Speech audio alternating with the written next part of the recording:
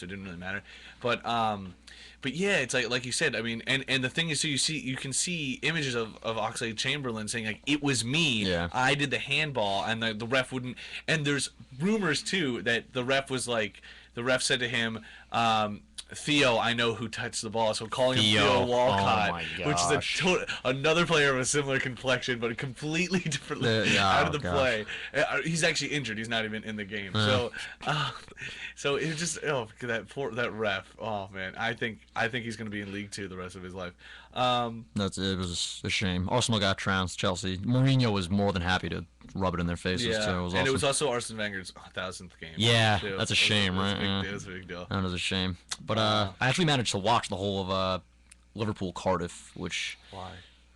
I just always watch Liverpool because as much as I don't want him to succeed, Luis Suarez is the greatest striker on 2 feet right now. He's amazing. He's absolutely incredible. Him and Sturridge, I think, have arguably the best forward duo in the world right now. I haven't seen anything since I've watched a lot of old United games since Dwight York and Andy Cole. Yeah. You watch some of their games. I mean, they literally there's a goal that those two score in our '99 run, and they literally out Barcelona with 2 players. They just like pass back and forth. I haven't seen anything since that, and it's them. I mean, I can't. Yeah. I hate They're seeing absolutely insane it. this year. Ridiculous. It was 3-6. Cardiff actually, it started out, Cardiff scored first, Liverpool answered, and then it was up. Cardiff was up 2-1. But then Liverpool, it ended up being just like Daniel Agger. Their center back, Daniel Agger, had 2. He has more goals this year than Fernando Torres. I love that. That's hilarious. It's so sad how fun Fernando Torres is to hate on, but we hate on you anyway. Yeah, 2 from Agger, 3 from Suarez, of course. I don't know if you saw the last goal of the game. It was it's pretty much the setup to be the sweatiest goal of the weekend, and it was a one-on-one between Luis Suarez and the Cardiff keeper. His name escapes me, but Raheem Sterling was completely wide open, probably 20 feet to the right of him. Would have been the easiest goal of all time, but Suarez just wanted the hat trick, and Sterling looked a little, angry, but I think Suarez probably did the right thing. Yeah, plus, I mean, there's been a couple times this year where Suarez has given up the ball and he could have taken it, and he's given it to Sturridge. Which is, my candidate for the sweatiest goal of was the Rooney volley from halfway line scoring. Oh, that was awesome. If we're gonna start talking about that right now, I was. Have you see that goal, Steven? Which one? From halfway.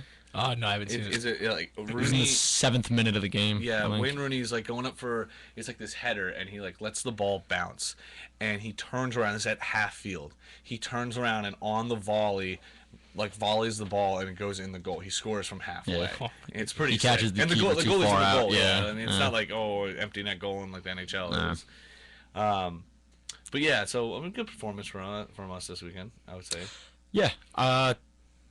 I kind of wish Alex Butner would gotten a little more time to play before we have to face Munich next week. Yeah, but you know what? He played really well. He did play well. Honestly, I was reading a lot of United fans write up, and they were saying that you know what, Butner's looked better there than ever has the last few weeks. Yeah. So, yeah, it's true. It is true. Hey, I mean, you know what?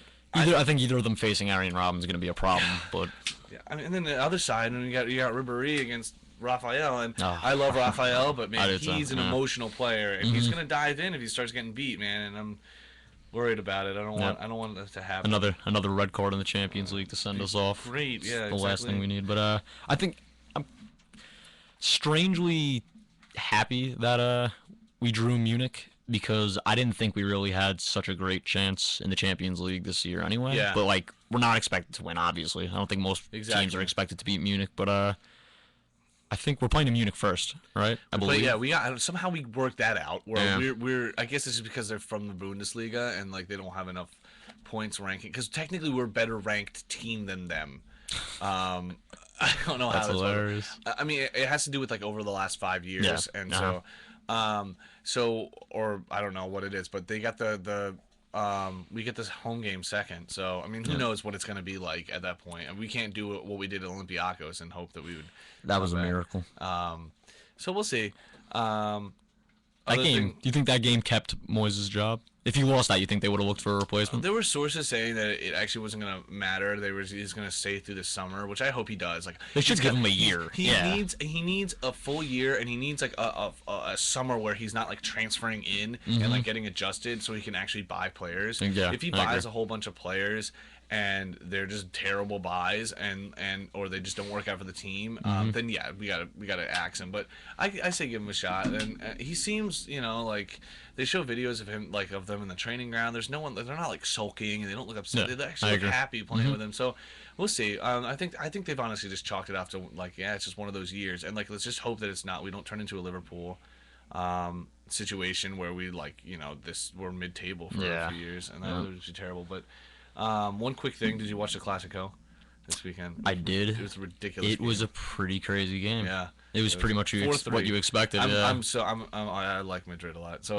I'm really upset about Barca winning. But it was honestly up until the red card, it was literally living up to the hype that years had been like asking for. I mean, it was just like, what? Like, I mean, Barcelona went up, and you're like, oh god, this is kind of nervy. And then all of a sudden, you know, Madrid scores 2 goals. Like, boom. I mean, Karim Benzema could have had a hat trick in like 25 minutes. Yeah. And then Barca comes back, and then Madrid goes ahead again. And it was, I mean, Madrid goes ahead again. Then Barca ties it, and then Barca wins it in the end. It was extremely exciting. Very good game. So, I mean, I like talking soccer. So, I agree with you. You know, it's things to look forward to that we talk about. We got City coming up. We do. Yeah, we got City tomorrow. coming up tomorrow. Yeah, yes, tomorrow. And then we have Champions League next week to talk about. So we'll probably previous that. Probably the beginning of the end for us, but yeah, we'll see. We'll try. We'll make sure for all those. I can't be disappointed, really. Yeah, you can't. Well, we'll make sure we have more soccer segment, and we'll talk about the NHL also next week. Yeah. So Rangers are on tonight. They got Phoenix. Phoenix. Yeah. Make sure you guys listen next week to the Law Firm.